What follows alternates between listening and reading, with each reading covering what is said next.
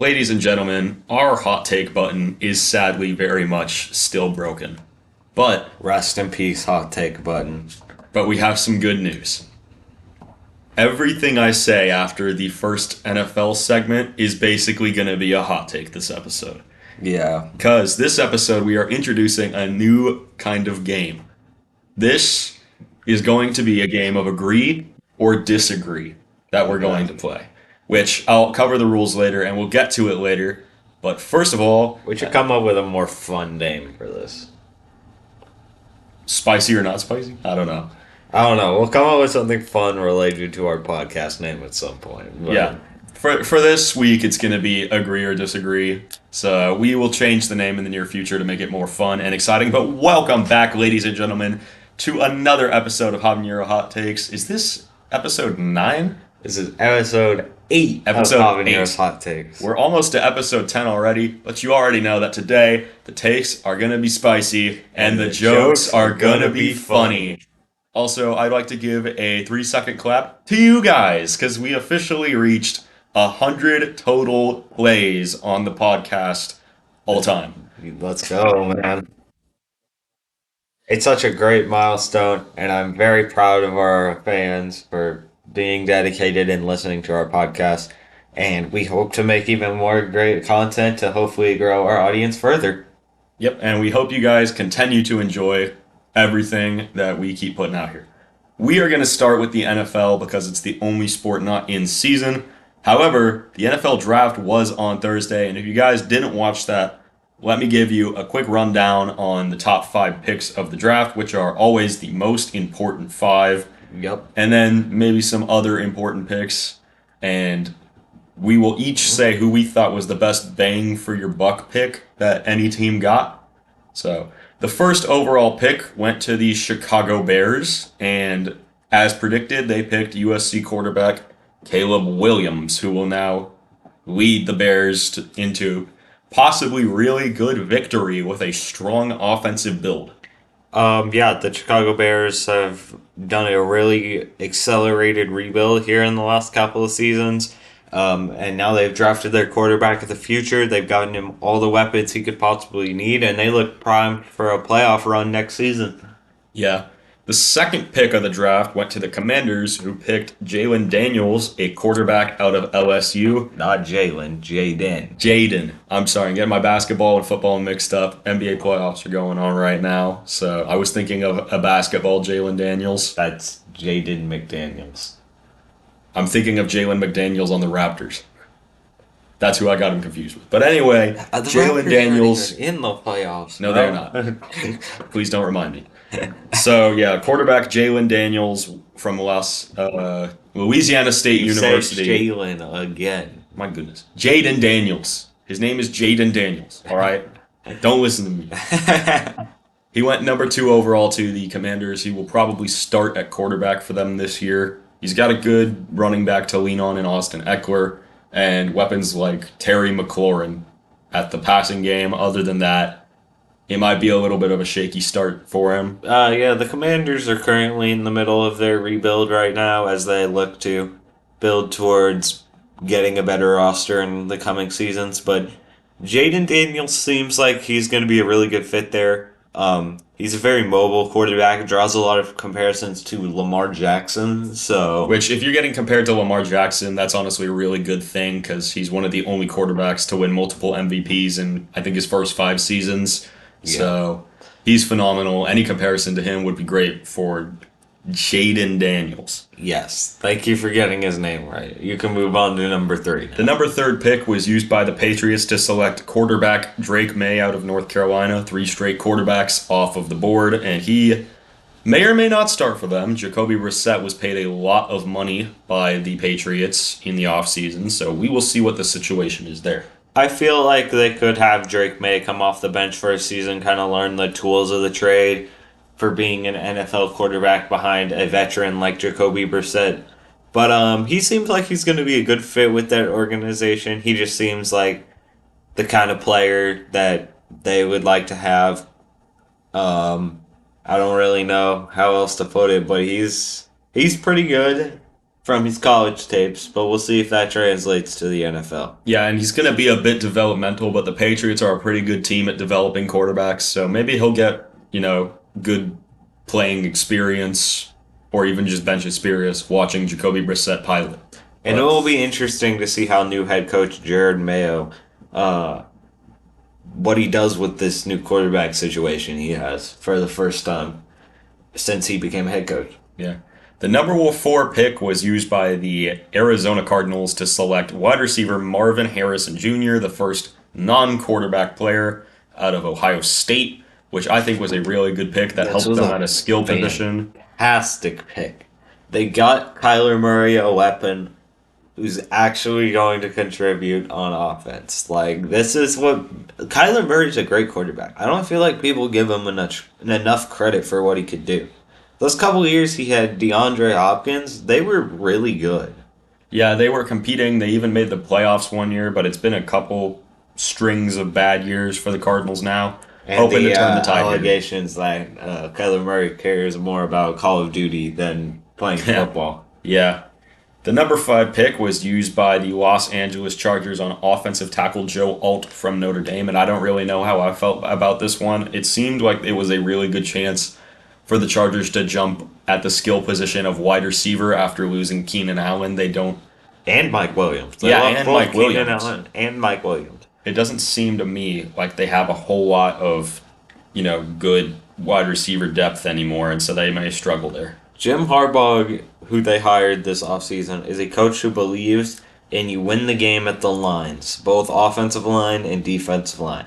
So this kind of just sticks with what he's known for, and I'm not surprised by it, but I don't think it was the greatest pick they could have done.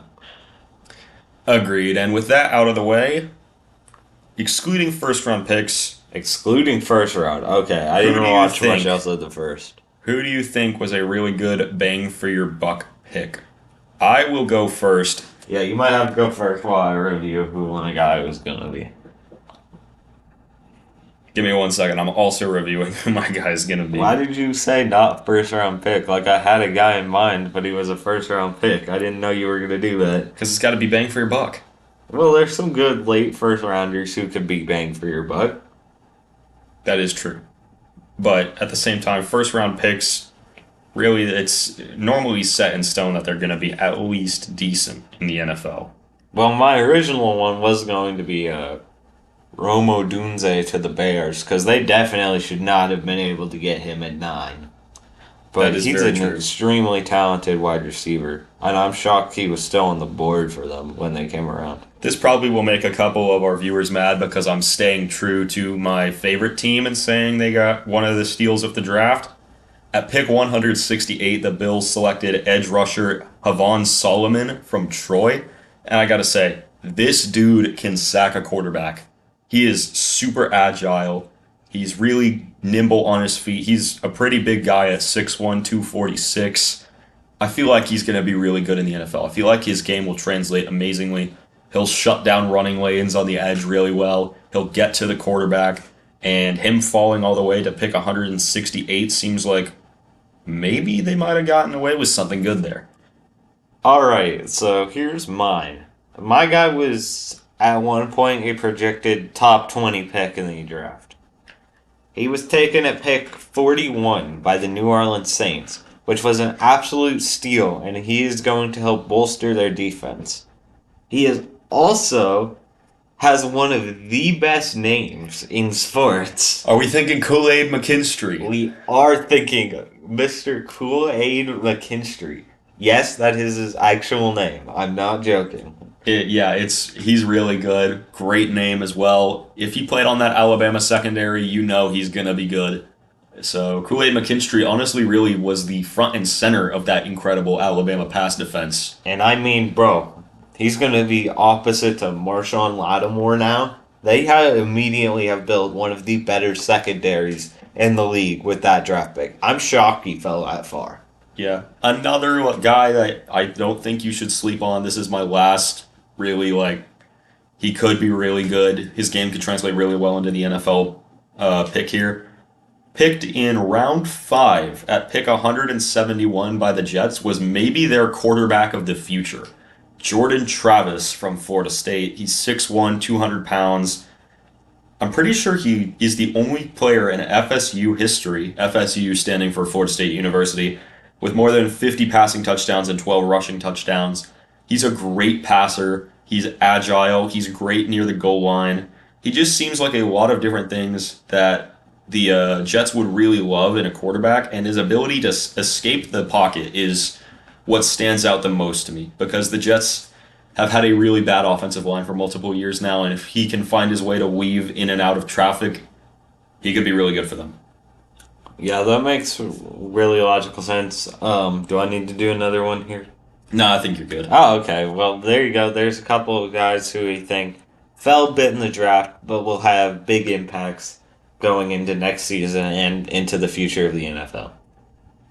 Yep, with that being said, we're going to move on to the National Basketball Association, or the NBA segment. And before we get into our hot takes, there are a few things that we have to make mention of, such as eliminations in the playoffs. I don't want to talk about which this. is going to disappoint Turner as a Lakers fan, because the Nuggets have officially taken the Lakers out of playoff consideration, beating them 4-1 in the series after a 106-108 win on Monday night. We had to watch Jamal Murray hit another buzzer beater on my team. Jamal Murray hit his second buzzer beater of the series. Well, it wasn't really a buzzer beater, but it sure darn felt like it. The Lakers didn't really have a chance to come back from it. I cried on the floor for 20 minutes after watching this, and I'm fine saying that live on this podcast because it's true, and I'm very sad about this. And while we could get into what went wrong for the Lakers, what could they do better next time, and what will happen with LeBron, Darvin Ham, and get a better head coach. That would take a lot of time on this segment, because Turner is a really big Lakers fan. He knows what he's talking about, and he. By the way, I just want to put this out there. The current news is that LeBron is expected to opt out of his player option and become an unrestricted free agent for the first time since 2018. Allegedly.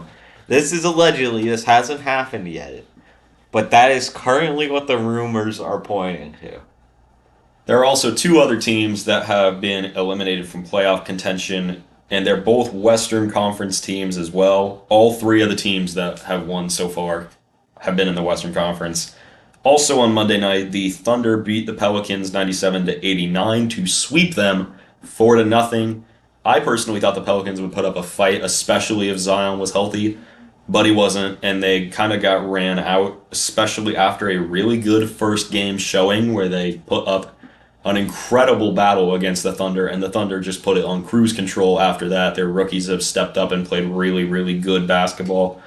So, yeah. I don't think this is a surprising sweep. There's a reason that OKC was a 1 seed and that New Orleans was an 8 seed. It's not surprising. I maybe thought that the Pelicans would play a little bit better, but with Zion getting hurt in the playing game against the Lakers, I'm not too surprised about what went down afterward.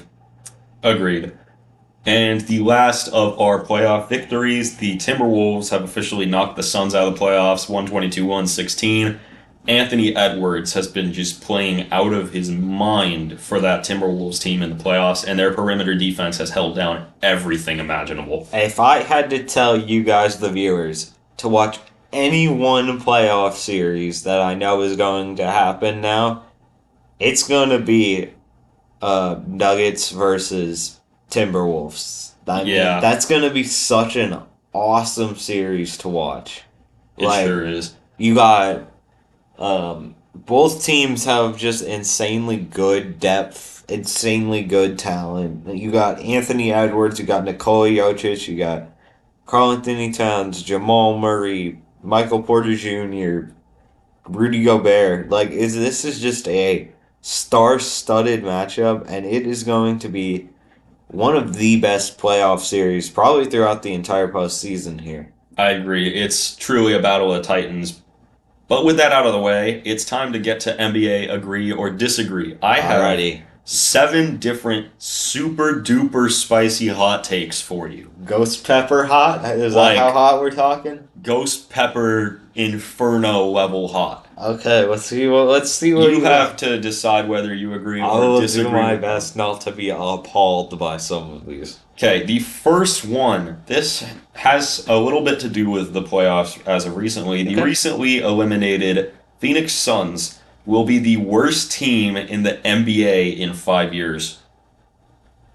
That's actually something I'm kind of neutral on that. It kind of depends on what route they go with at the end of this season. Because they could very easily blow it up, trade KD, trade Booker, trade Bradley Beal, and just kind of reset their whole organization. In that case, I do think they will be the worst team in 5 years. Or they could just trade KD, get some bench depth back, and continue to compete behind Devin Booker and Bradley Beal, which, in that case, they're not going to be the worst team in the league in 5 seasons. So I guess it kind of just depends on how their off season goes. I could see this happening, but I'm gonna say I'm kind of neutral on this take right now. I don't think it's that spicy right now, but yeah, I don't think that's a crazy take. Yeah, I personally said that I actually agree with this take because the Suns have a I thought you very agreed with all of these takes, and that's why you put them on here. well, no, I don't necessarily agree with all of them. They're just some of the spiciest hot takes I could think of. I agree with this one in particular because the Suns have a very rapidly aging roster, not a whole lot of salary whatsoever, and an absolute absence of draft capital after trading for Kevin Durant and Bradley Beal. So they're not going to get younger, and they're not going to get young talent, which means that they're going to be stuck with their old talent and then players on minimum contracts, which is just been a recipe for disaster for teams in the past. I mean, Devin Booker's still good, but Yeah, I completely agree with that. I think Devin Booker absolutely has enough talent to lead a team to a championship at some point, but that's a different take. So.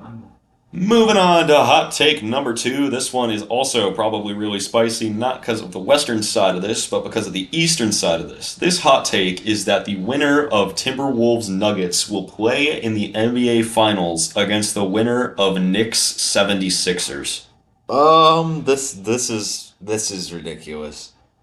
While I do think that Knicks 76ers will put out a contender who will go to the Eastern Conference Finals, I do believe that, and I do believe that if you remember my bracket from last week, I said that both me and Jackson predicted that Nuggets Timberwolves would be the second round matchup, and both of us predicted that the team we had winning would go all the way and win it, actually. So, well, I do agree with it in the West. I feel like just how good the Celtics team is just kind of disproves this, and I don't really know how much you trust a team like the Knicks, who's kind of known for choking, and a team like the 76ers with Joel Embiid, who doesn't have the greatest playoff resume. Yeah, so are you agreeing or disagreeing with this one?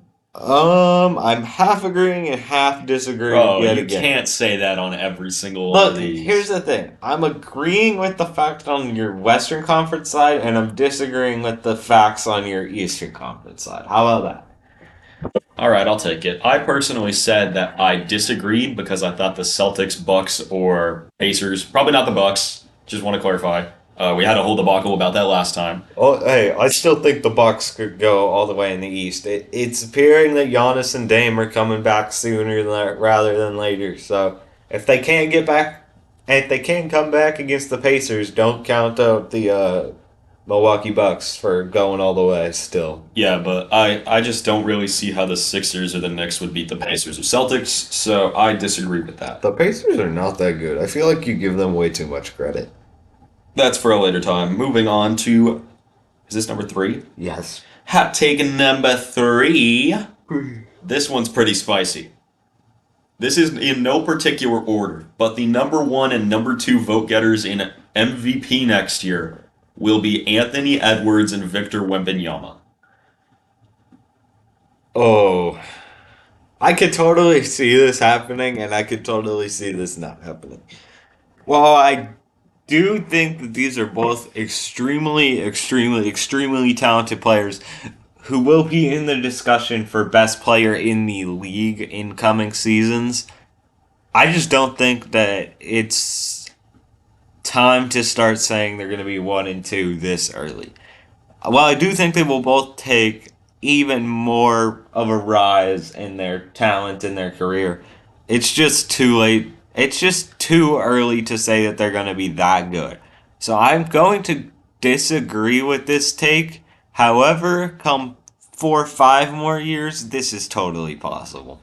This is one that we both disagreed with. I said that this is not going to happen because Luka Doncic, Nikola Jokic, Joel Embiid, Giannis, Shea.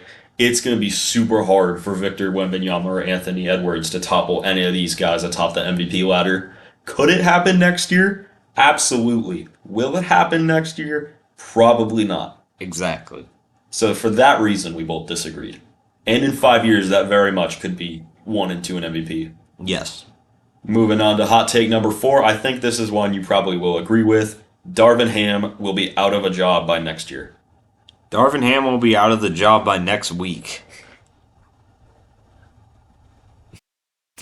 I'm sorry, Jackson just compared my mouse to a basketball shoe, and it looks exactly the same. It looks very similar. Back on topic. So you're agreeing that Darvin Ham will not have a job next season? I don't think he'll have a job next season. He's not going to have a job next week, y'all. He's getting fired before the next episode of the podcast. I'm calling it right now. That's a hot take right there. We need the button back, man. There's just no way that the Lakers are going to tolerate losing 12 out of 13 games to the Nuggets and pretty much playing the same game. Has he been their head coach 2 or 3 years? 2 years now. So he's lost back-to-back against the Nuggets. He's lost back-to-back series against the Nuggets. He's only beat the Nuggets one time in his entire tenure as head coach. I just don't think that he's the right fit for our organization and helping us grow moving forward. So that is why I do not think he will be the Lakers head coach for even another week. I agreed with this. If he is not the if he is the head coach for the upcoming season, it's definitely not 2 seasons because the Lakers are going nowhere next year, in my opinion, because they're going to be losing LeBron and they don't have an overly great draft pick, and Anthony Davis is getting kind of old. Look, so they're going to have to shake something up. The Lakers might not have draft picks, but if we do lose LeBron, you know what we have? What? Lots and lots of money. That is true. We're paying LeBron $50 million a season right now. Can you imagine where we could send that money and bring in more players to put around Anthony Davis and Austin Reeves? Yeah, you need to spend that money around him to compete. Exactly. I'm telling you that the Lakers, even if they don't get LeBron back next season, are absolutely still a contender. Anthony Davis could totally be a superstar by himself. And then we just got to build around him. So I totally think this could happen, and I'm honestly not against it because I'm kind of over the LeBron time in LA. All right, we are going to move on from that to, I think, hot take number 5. Yes. How many you got? 7 for each sport. Okay. The Knicks championship window is very open. So open, in fact, that they're winning an NBA Finals in the next 5 years.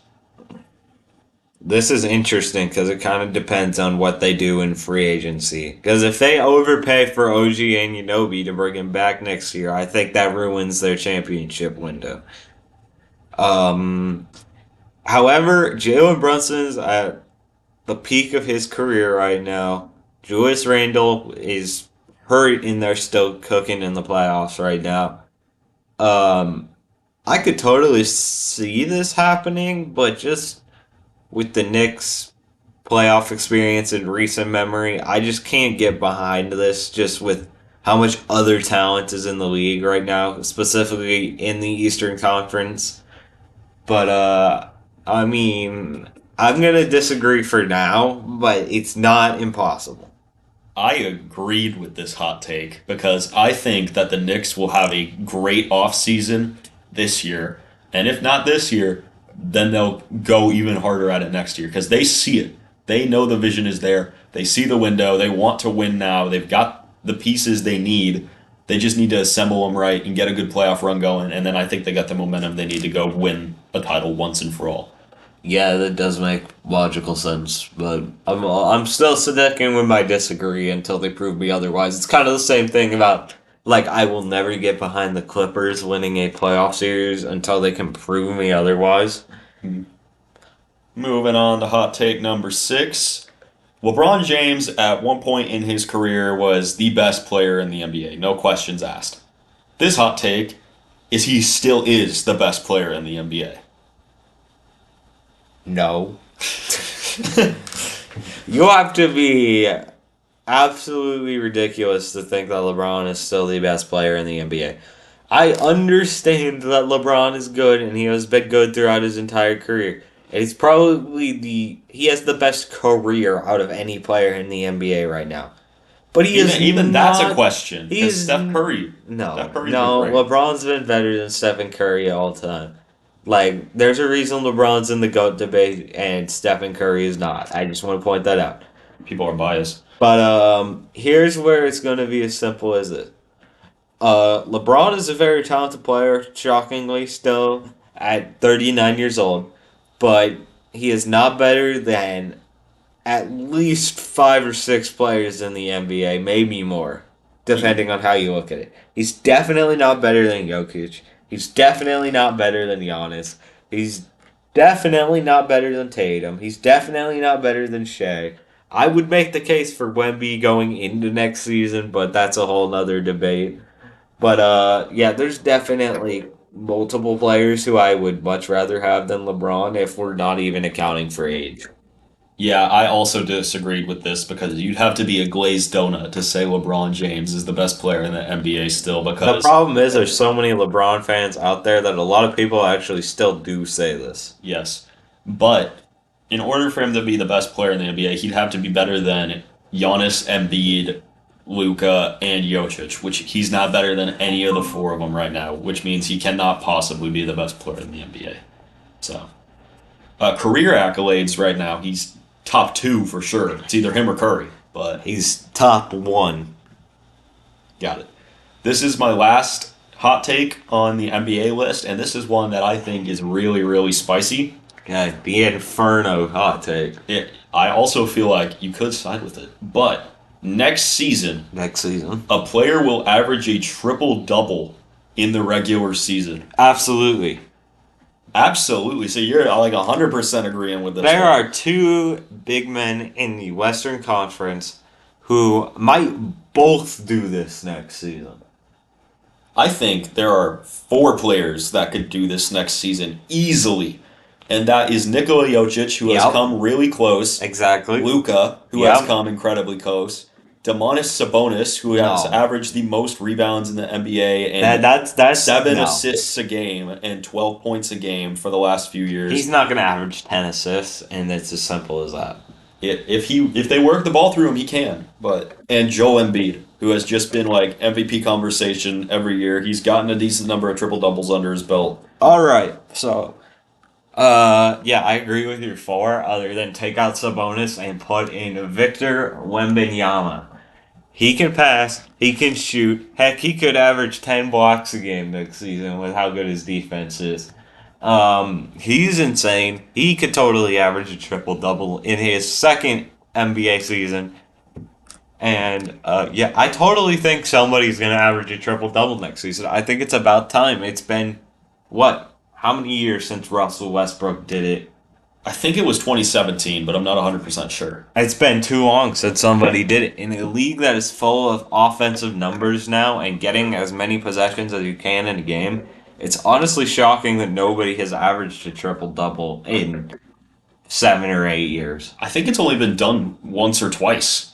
Like, it's really, really rare. And for that reason, as good as the talent is and as good as it has come since the last time that someone averaged a triple-double, I disagree. Because to go out there on the floor and play enough games to be eligible for all this stats and average a triple-double is a really difficult accomplishment.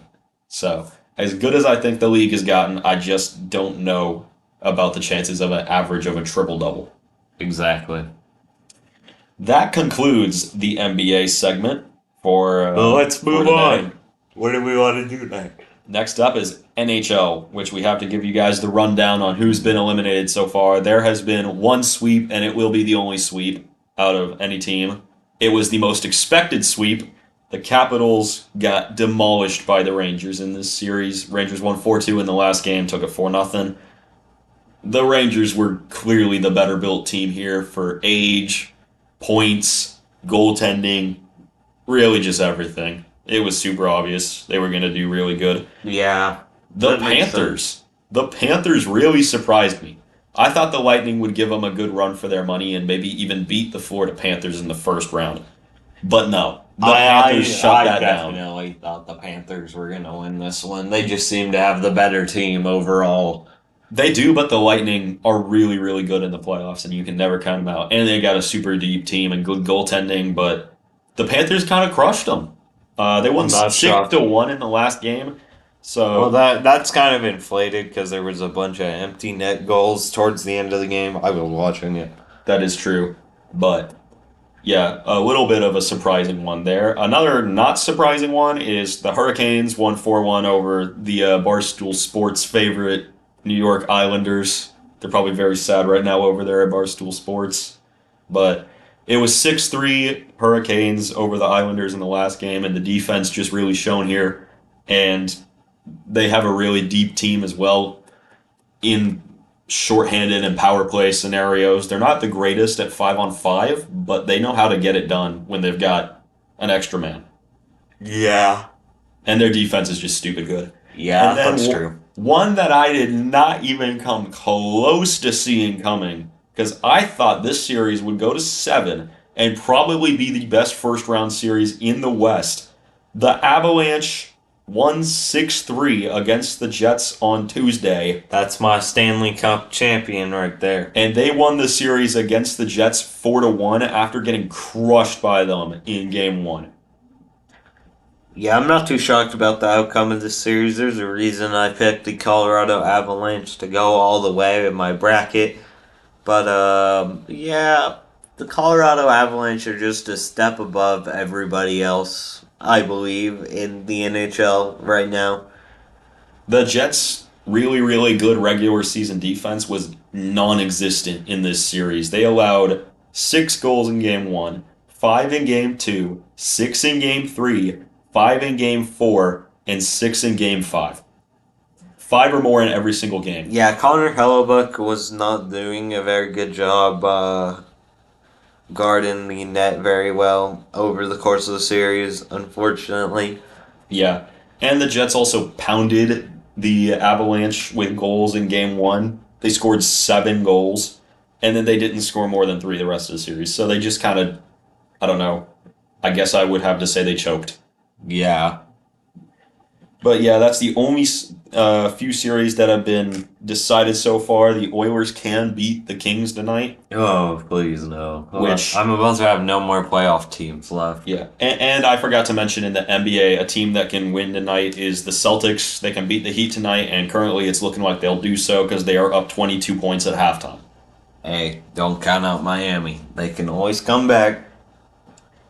Also, my Maple Leafs are still in it. I just wanted to point that out. Shout out. Wow, congratulations. Also, shout out to my good friend Daniel for hopping on the Maple Leafs train for the playoffs. A 3-second clap to Daniel. Hope you'll continue to root for the Maple Leafs even after the playoffs, even after we likely get eliminated by the Bruins. But it's time for NHL Agree or Disagree. Let's go. Starting with hot take 1. Vancouver is losing the series against the Predators, which they're currently up 3-2. No, they're winning the series. I predicted that from the beginning. Nashville they're just on a hot streak right now. It's not gonna last forever. I'm taking the Canucks still. So you They're just a disagree better with this team. one. The Canucks are just a better team, even without Thatcher Demko behind the goal. But I mean, it's just as simple as that. I don't really know what else to say. They're just better than Nashville, and that's why they have a higher seed. They definitely have a deeper team than Nashville and some better stars than Nashville, but the goaltending, they don't have Thatcher Demko for the rest of the series, and that's like set in stone. And then their backup Casey DeSmith has also kind of disappeared. He's had an undisclosed injury that's caused him to miss 2 games, and they've gone 1-1 and barely even scraped out a win in that one game. So I agreed with this hot take. If it's, I think it's Silvos. Yeah, I think it's Silvos is his last name. Is in net for the Canucks in this series. I don't think they're going to end up beating the Predators, and I think the Predators pull off the crazy upset against the Vancouver Canucks. Okay. Hot take number 2. Edmonton's winning the cup, and Connor McDavid is a lock for Conn Smythe. If Edmonton does win the cup, Connor McDavid is a lock for it. The only problem is Edmonton is definitely not winning the cup because it's Colorado. I was so close to agreeing with this hot take because to me Edmonton is the best built team in the Western Conference. They've got a stupidly overpowered offense and a defense that has really rebounded since the beginning of the season. And I do think they will play good enough to reach the Stanley Cup and maybe even win the Stanley Cup. And in the case that they do, Connor McDavid for sure would be the Conn Smythe winner. If it's not him, it'd be Zach Hyman, which people would be furious at the NHL for giving it to Zach Hyman and not McDavid. But I disagreed with this because I think that the Oilers will come up just short and that the Hurricanes will win it. So, and that Jake Gensel will win Conn Smythe, which was my old prediction, and it doesn't look too great. He's doing just all right, but I'm still going with Colorado and Nathan McKinnon. So you disagree and I disagree. All right, hot take numero 3. The Maple Leafs are going to come back and beat the Bruins. Yes. Yes. Yes. Tell me why. I need to hear it. I need to hear some hope. Because I feel like if the Maple Leafs are full strength, I just feel like they have more talent than the Bruins have, and I feel like it's as simple as that, and that's why they're going to win. They have the momentum after winning in overtime in Game 5, and I think they take the next 2 and win the series. It's as simple as that. Yeah, I disagree with this one. The Leafs have the better offense, for sure. Defensively, it is a huge step back compared to the Bruins, especially with the goaltending. Although if Joseph Woll plays like he did last night, I mean, there's hope. So they got to win a game on home ice, which they have not been great at in the playoffs. And in fact, they lost both of their games on home ice so far this postseason. And then they got to go to Boston in Game 7 on the road and win it there. So I think the odds are pretty low that they end up somehow coming back from down 3-1 and beating the Bruins. But hey, if there's any team that will let the Maple Leafs win in 7 games against them, it's probably the Boston Bruins. And then my next hot take is number 4. I don't know if this has playoff factors in it, but the Vezina Trophy. After Connor Hellebuyck's terrible performance in the playoffs, the voters will turn on him, and Sergei Bobrovsky will win the the Vezina Trophy. Isn't that a regular season award? It is a regular season award. Then they don't put anything that happens in the playoffs into consideration. Connor Hellebuyck is still winning it. It's as simple as that. They're not supposed to, but the NHL panel votes for this award during the time the playoffs are going, and Sergei Bobrovsky has been amazing, and Connor Hellebuyck has been terrible. And you got to think that the NHL officials have been watching this take place. It doesn't matter. They're not allowed to let that sway their votes. It's That's why they're hire a panel of judges. They're not allowed to be swayed by playoffs. It's the same thing in the NBA. It's not like the playoffs impact who ends up winning the MVP in the NBA. That's true. Otherwise, Joel Embiid wouldn't have won it. Exactly. But I mean, Bobrovsky and Hellebuyck are really close in this debate. I think you could go either way with it. I disagree, though, because I still think Connor Hellebuyck had the better regular season by a little bit, and he piloted that Jets team to have one of the best defenses. So I thought the Jets and Connor Hellebuyck would take this one home. Yeah. Hot take number 5. The Rangers will be the first President's Cup winning team to take home the Stanley Cup since the Capitals. No, because it's the Avalanche. There you go. Man, you are just committed to the Avalanche. There's a reason I picked them to go all the way already. I do agree that the Avalanche have probably a better shot, in my opinion, to take it than the Rangers and the Hurricanes and the Panthers and the Oilers and the Stars. So, yeah, while the Rangers are good, it just doesn't seem like they have a whole lot of star power backing them up. Yeah. So I said I disagreed with this, and it sounds like you do too. This one's a bit of a spicy one. The Chicago Blackhawks will be top 3 in the Western Conference next year. Definitely not. There's a reason they were last in the Western Conference this season. They are currently in the midst of a rebuild. I know they have Connor Bedard, but he is not going to carry them in his second season all the way to a top 3 seed. That was quick and to the point. I liked it. I thought the talent in the West was too good for them to be top 3 next season, despite the fact that they have Bedard and a very good first-round pick this year and some decent veterans on their team. The goaltending isn't great, and the defense is not overly there. I don't think it's going to be good enough to vault them into that elite Western Conference tier. So, yeah. Number 7 hot take. The Golden Knights are getting the President's Cup next year. President's Trophy, not Cup. Probably not. They're a playoff team. They're built for the playoffs. That's just how they roll. It kind of reminds me of what the Lakers do, where they don't take the regular season nearly as seriously, and they dial it up and play better in the playoffs. But yeah, I just don't think that the Golden Knights are gonna have a good enough regular season next year to be best in the league.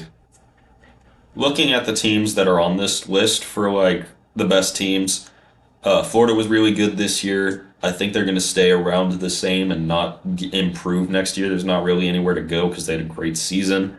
Boston is probably going to regress a little bit. Toronto is probably going to regress a little bit. New York is probably going to regress a little bit. Carolina might get better. Dallas is definitely going to regress due to age. Winnipeg probably going to regress a bit. Colorado also going to regress a bit due to age.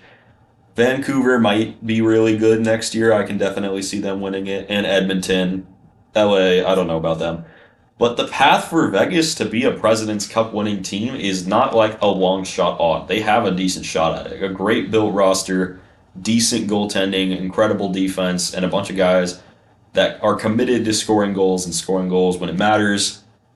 Really makes me think that they could win the President's Trophy next year. So I actually agree with this.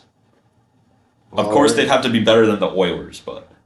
Yep. But that wraps up the NHL segment for today, correct? That sure does. And now we head into our last segment, which is the MLB. We have 7 more agree or disagree questions. And then we are officially done with this episode of the podcast. There's not really a whole lot to wrap up. There's not really any news that's been going on in the MLB right now. We're just... Other than Mike Trout injured his knee really badly and is going to require surgery, which is devastating because he's always so good and then he gets hurt. He's out at least multiple months, if not the entire season. The injury bug just continues to plague MLB players across the sport. But yeah, other than that, there hasn't really been any news this week as we just continue to get into the swing of things in the baseball regular season. And I'm excited for the baseball to be the only sport on, mainly because I'm over the suffering of having to watch other playoff teams that beat my playoff teams. Yeah, I'm sorry about that, man. All right, starting our first of 7 agree or disagree questions. First one, Mookie Betts is the unanimous NL MVP. This is not going to happen because there's a guy named Ronald Acuna Jr. who's really freaking good in the National League.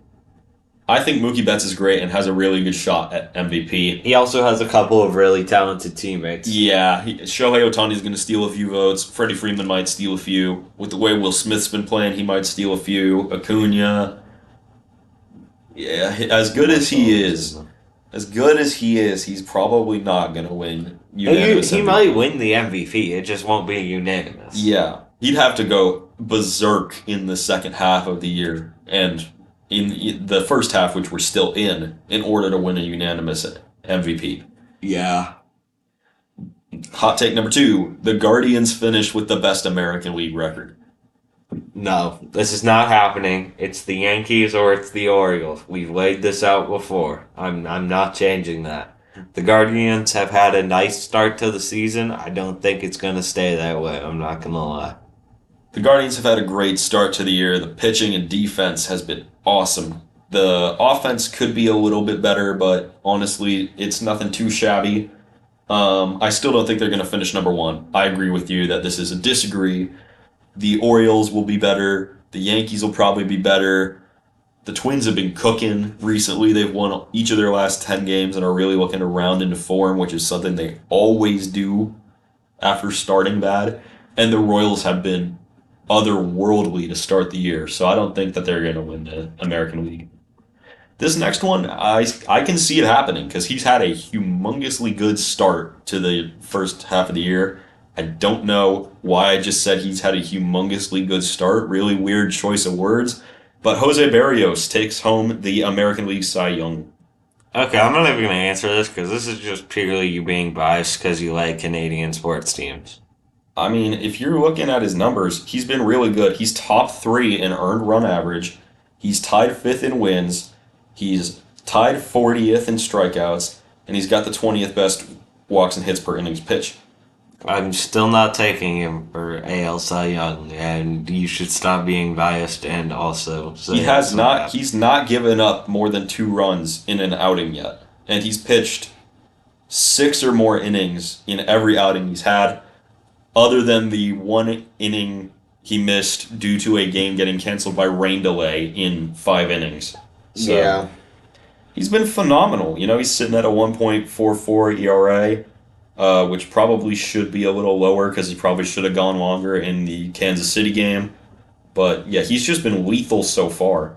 If he keeps it up, he definitely can win the Cy Young Award. Yes. So I agreed with it. But he's got to keep the pace up. I think you're just being biased, but whatever. Hot take number 4. No, wait. Yeah, 4. Sorry, I got lost on which one I was on. The White Sox will finish the year with a negative 300 run differential. Yes, the White Sox are going to set records for being the worst team in MLB history this year. I mean, I'm going to leave it at that because it's pretty simple. If you watch any White Sox baseball, you'll understand they're really, really, really, really bad. We are currently through 31 games of Chicago White Sox baseball, and they currently sit at negative 84 run differential. Meaning, if they were to keep this pace up for even half of the year, they would sit at negative 300. So, as bad as that sounds and as out of the question as that sounds, it's totally a possibility for this dreadful White Sox team to hit. So, I actually agreed with it. Yep. This one is a humongous shot in the dark. It is a massive long shot. If you agree with this, I think you are belonging in an insane asylum, Turner. I'm going to be completely honest with you. What do we got? Someone's going to break Aaron Judge's home run record this year. No, you would have had to already have had a massive start to open the season. You didn't have anybody do that. It's too late already to be making any progress on breaking that record.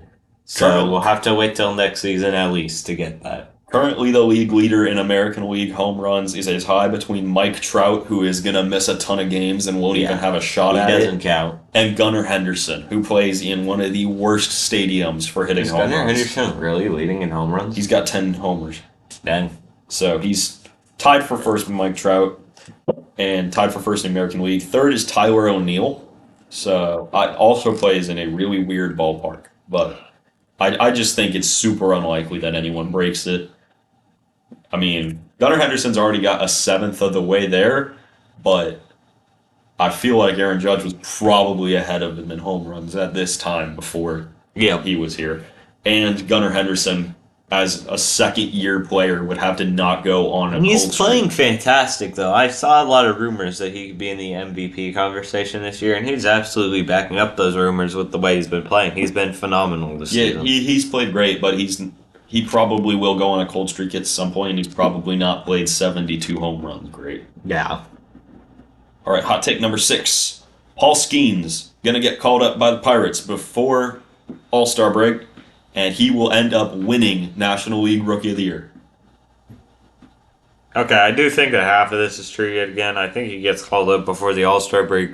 However, I think it will be too late for him to win National League Rookie of the Year. But yeah, he'll be fantastic when he gets called up. But it's just he's gonna be too late to win Rookie of the Year.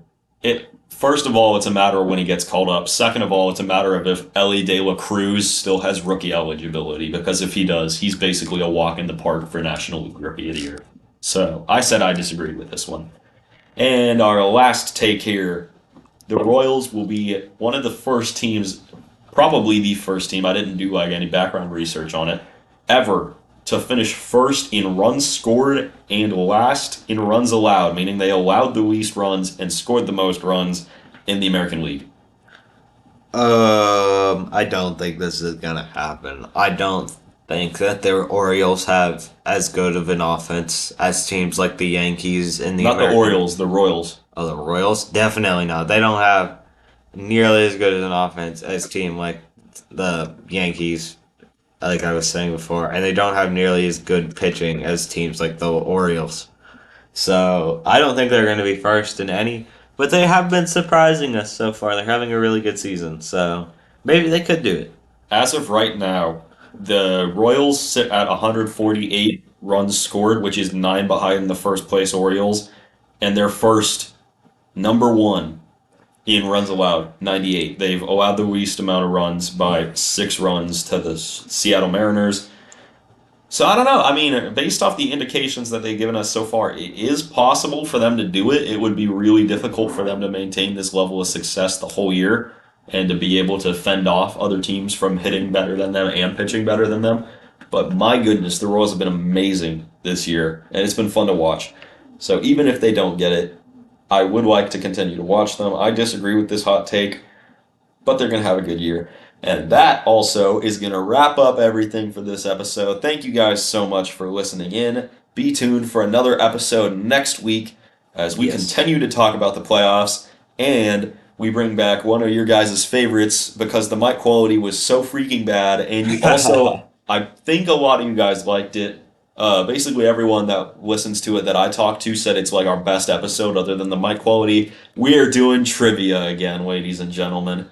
So get excited, get hyped, Let's go. and we will see you next time on Habaneros Hot Takes. We will also hopefully have a hot take by next week. Hopefully.